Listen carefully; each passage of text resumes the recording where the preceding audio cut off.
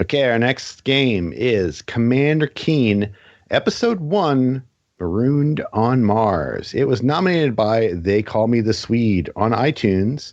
It was developed by id Software and published by Apogee Software. The platform was MS-DOS, and its earliest release date is December 14th, 1990. I should talk about some real quick with this game.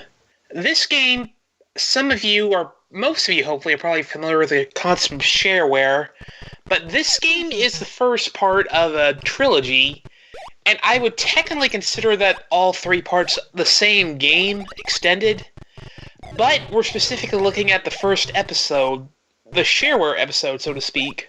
Yeah, I mean, they call it episodes, and it's referred to as Keen 1, 2, and 3, but they were made at pretty much the same time with the exact same... I consider it all to be the same game. More or less, but this is Keen 1. It's the game that, if you had a PC in like 1990, 1991, there was almost a 100% chance that Keen would have either passed through your hands or someone you knew was going to have Keen installed, because this game was pretty big. Yeah, I'd like to plug, once again, Masters of Doom, which I mentioned back with our Doom talk, that a fair chunk of the book's devoted to its rise with Commander Keen, and, like, it was such a big seller for its time because there was no PC game like it at the time, and the shareware model is also a burgeoning matter as well. But, you know, it wasn't just their business plan they had for it. It was the fact this game scrolled as smoothly as NES and arcade games did at the time. That was really unprecedented for I would say that's being generous. I would say it fakes smooth scrolling. It was a cheat, yeah. John Carmack had to figure out, I can't tell you the technical details about it, but he did something to, like, make the screen think that, like, the right side of the screen was the left somehow while walking, and he managed to play that off as smooth-esque scrolling. I'd like to talk about why this is impressive for me. Sure. I mean, if you look at 1990, if you look at DOS specifically, action games were generally terrible. It was a system not really made for games, and you could do a lot with adventure games and strategy games and simulations so much, but platformers like this, it just didn't really work until now. Because this was a game specifically made for the PC, they knew exactly what it could and could not do, and they worked with that. It didn't even work after Commander Keen. Like, it was... Everyone regards, like, Carmack as, like, a genius, especially at the time, because, like, he's like, oh, yeah, no, I can just do it. Like, seriously, that's basically what this guy was. It's like, he would look at something and be like, oh, they can do smooth scrolling on a different system? Yeah, fine, I'll do it, whatever, I'll get it done. And he did. And he did, right. And the companies after this were basically, they were either scrambling to kind of get the Keen engine off Apogee, like, please give us, or ID, you know, they were trying to give us the engine, we need this to make our own smooth game, because the companies were playing catch-up for at least a year or two on this game. And, of course, id themselves would be like, oh, well, we'll just release a much better game a year later when they dropped Keen 4, which is kind of nuts if you think about it, like, that they pumped out these... It is hard to tell, but yeah, like, as Bob said, you know, throughout the 80s, you had pretty much, like, singularly dedicated systems, you know, like the NES, and even, like, and the Euro computers, like the Commodore 64 and stuff. These were all things that everyone had the same damn system. Like, you didn't have to worry about, like, different resources and stuff. So you could really hack the thing together and make it do exactly what you wanted, hopefully. Whereas this was like, oh, everyone's got different IBMs, figure it out. And it's like, crap, and no one could handle that until id came out with this, and we're just like, yeah, it's smooth enough, and the levels are pretty big. It scrolls in all directions. It doesn't just go right to left or up or down. It scrolls in full, 8-directional, in any direction at any time. You can go all of the directions. The game shows that off because Keen has his, I'll say iconic pogo stick. I don't know if it's like, I think he's the only character that really uses a pogo stick in gaming. Like, most of them don't do that. Well, only second in iconicism next to his Green Bay Packers helmet, it looks like. Right, yeah, he has his helmet and he has his pogo stick, and those are kind of like Keen's Keen's things. Yeah. And the pogo stick, I DuckTales. think, was... Did you say DuckTales? Right, yes, thank you. Oh, yeah, Scrooge McDuck's Kane, right, of course. Yeah. Kane, right, because it's not a pogo stick. And they did this, I think, just to show off, like, hey, look, we can... Because you jump on the pogo stick and you fly through the stages. Like, you go so high in this game when you use the pogo stick. And it's just them showing off, hey, look at how smooth our scrolling is. Like, you can go to the side and up, and it doesn't matter. We don't care. There's another thing about the scrolling that's kind of unusual. Well, that makes the game unusual. This game is very unlike Mario in that the levels are very non-linear. It's basically a big open maze that you can just travel in any direction. And I can't think of like any Nintendo games that ever did that. I do wonder if that's a Euro influence, since that was quite common in Euro games to do that. It's a way of not designing levels. Yes. I'm not saying that to insult the game, but that is really what it is. It's like this is definitely where we get to the we said, like, I've kind of front-ended deliberately, like, the Keen is really, like, pretty super important, but it's a simulacrum of it's old. Okay, that's a little mean to say. We were talking about in last episode how a game like Metroid in 1986 could do vertical and horizontal scrolling, but it couldn't do them on the same thing. And, later NES games would definitely do that, and not too long afterwards. But to do it on a platform that was made to push out spreadsheets and stuff, and not much else, is another thing entirely. And I would also point out that a lot of the NES games that this was emulating, a lot of them started out on Japanese PCs or PCs that were popular in Japan, like PC-88 and MSX and stuff like that, and those games tried to do scrolling, and it looked like garbage.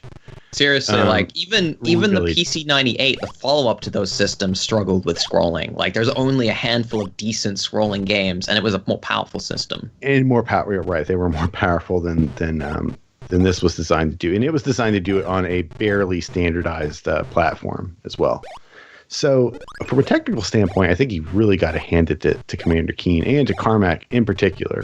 As not to undersell the id Team, but there wouldn't have been an id without the kind of, like, right. But I mean, let's not. Yeah, I mean, John Romero was also a technical genius and a I think he understood intangibility about games a lot better than the rest of the team. Like, he had a pretty strong ability to kind of conceptualize into an actually good game. I think he was very important in that regard. Also, gotta say that Tom Hall can't be underrated either, because he himself was actually the inspiration for Keen's design, the football helmet especially. Because back in id's Halcyon days, he just like ran around the office with that helmet, spouting all sorts of crazy babble. He was a very fun guy, and Keen really is, I think, his game more than anything.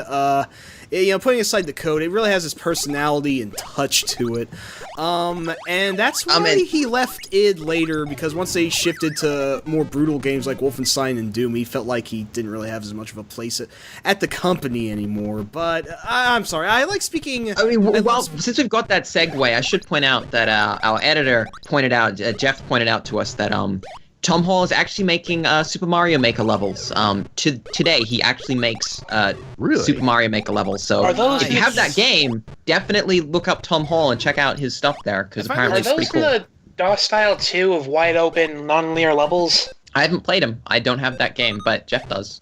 I just wanted to plug that because he was very clear. He wanted to make sure that was mentioned. But when it comes down to Keen, the problem with Keen compared to Metroid, and even though it's only 4 short years later, Keen is not kind of like a groundbreaking game in terms of the actual game. No. I mean, it's like the overworld is pretty fun. I mean, I don't remember how many games had that overworld. I always liked the Keen overworlds. They added a lot to the games for me. Cool. Yeah. There's a weird thing about the overworld, actually. The thing is, you don't actually have to beat all the levels in this game. You need 4 parts to fix your spaceship, and you need to beat the levels that are blocking the way to the more levels, but that's it. There's a lot you can skip if you... I was like that. Like, the game was like, hey, if you want to play all the levels, you can. If you don't, fine. Just beat the core game. I like that. I like that sort of the genuineness where it's just like, yeah, you don't have to play all the levels if you don't want to, which I think is cool. But the actual game is very quite bare bones. You run around, you pogo stick around. Does this game? I'm just gonna have to double check. Does this game have keys in it that you have to collect to open doors? I think it does. It does. It does. That's what I thought. I just wanted to make sure. I haven't played this game super recently, but I remember the keys. DOS platformers are like the very few kinds of platformers actually make you do that for keys. Yeah. Honestly, to tie into our last episode, I'd say this game feels more like Metroid than Mario at points. In a way, yeah. I mean, it's kind of the polar opposite in a way, because everything is wide open. And with Metroid, it's very confined. It just keeps going and going and going, and you're like, I really think it's kind this of game exhausting wanted to in a way. This game is the more engine. Yeah. I think is what they wanted to do. Like, But all these other games are cramped and linear. Well, look at this. You can just jump all over the place, and it let them. This game is just full of kind of like pointless garbage. Like it's got the collectibles. Like there's literally just hundreds of like just stuff to just collect in each level that gives you like 100 points or 1,000 points or whatever. And it's I mean, when we're going to move on to ranking it now, and as we do, I want everybody to think about if this were released for, say, the NES, pretty much as is. What would you think about it? Because it is important to look at it as a technical achievement, but it's really hard to recommend it to, especially when there's other Commander Keen games, of course, to look at. But it's really hard to recommend it, I think, to people who weren't playing it at the time. We should probably talk about the flaws a little bit. I mean, it's kind of, I don't want to say difficult. I mean, you can save the game at any point, which effectively gives you infinite lives. But the level design has a lot of things that will instantly kill you, and a lot of things will push you into those things that will kill you. Yes, well, unlike a lot of other platformers, and despite the fact that Keen has a helmet, Keen does not have any life power-ups or any health bars. Keen touches anything that's hostile, blah, blah, blah, blah, blah, blah. He falls off the level and you're dead. Which is, then you have to restart from the beginning of the stage. And can you do that sound effect again?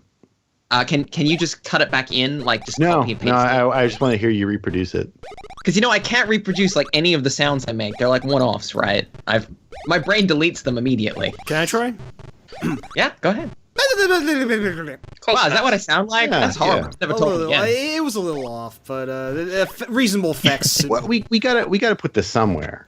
And Keen, obviously technical achievement. I will say, it is quite nice looking as well. It might sound kind of like lazy, but it does look good as well. It's not like it's not like a monochrome game or anything. Working with a very limited color palette. The problem is that so many levels look kind of the same, but I guess you can forgive that for the engine. I mean, they all look basically the exact same. If anything, one of the problems is that it's set on Mars, and every stage is just kind of like an interior like building, and it's kind of boring in that regard.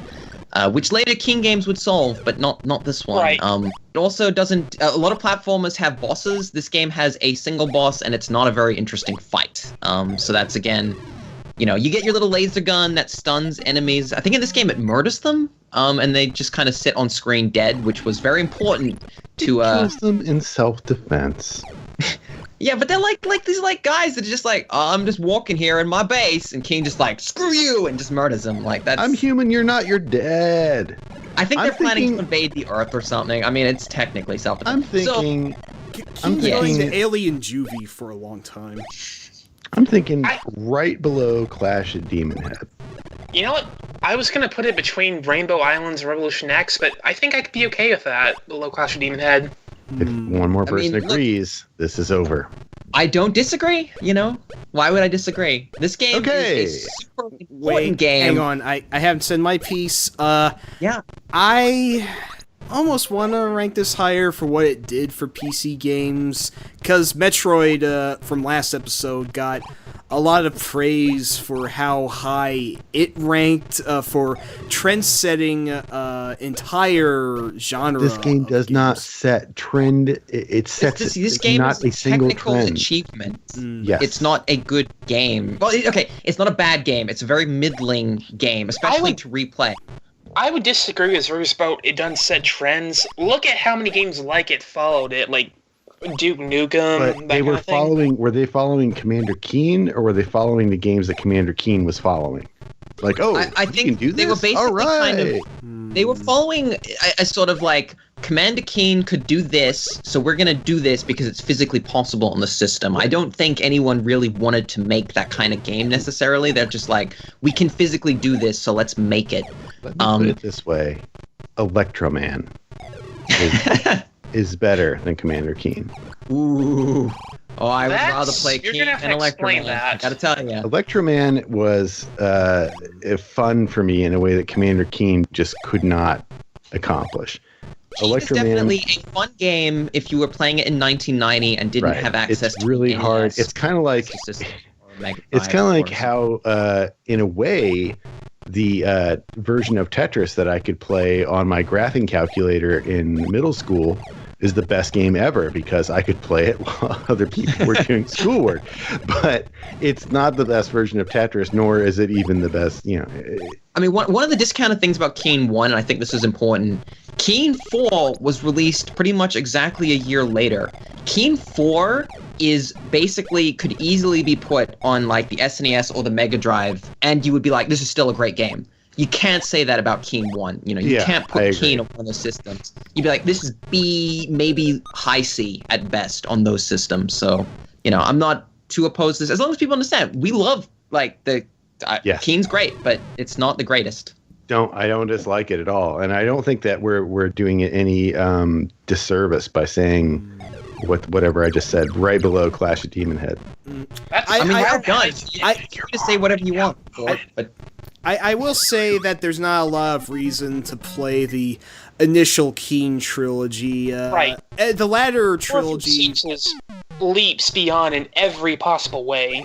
Yeah, 4's my personal favorite. I grew up playing that one a lot. It still definitely does have its problems, and I never beat it. These games are really freaking hard, by the way. I'm not sure if we mentioned that. Or at least I found them really difficult because they're not very forgiving. They don't really give you a lot of continues, if any. Oh, it's been a while since I played them.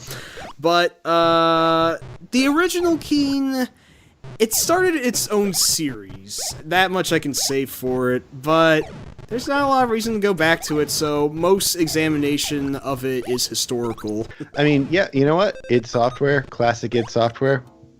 We all love you. You've got big fans here on this podcast. Please donate to patreon.com/HD101.